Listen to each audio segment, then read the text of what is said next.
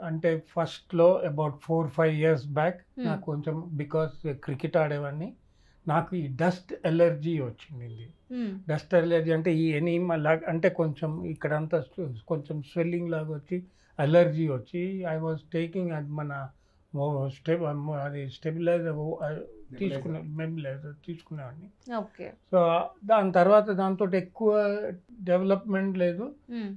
నేను acupuncture treatment కోసం అని అడ్వైస్‌లు తీసుకొని వచ్చి హ్మ్. డాక్టర్‌ని కలిస్తే ఒక కంప్లీట్ ట్రీట్మెంట్ తీసుకున్నాను. దాంతో నాకు కంప్లీట్ అలర్జీ అనేదే పోయిందండి. Okay. Now I don't have అంటే ఏం ఇప్పుడు ప్రాబ్లమ్ లేదు. ఓకే. 100% క్యూర్ అయిపోయిందండి. హ్మ్. ఇది మాత్రం 100% క్యూర్ అయిపోయిందండి. Now I am not a medicines కానీ ఏమి తీసుకోవటం లేదు. Okay sir. సో మీరు ఎంత కాలం ఆ ట్రీట్మెంట్ తీసుకున్నారు sir? It is a course అండి. It is a 15 days course with okay. 10 days gap. Okay. మళ్ళీ 15 రోజులు మళ్ళీ complete course is about 45 days.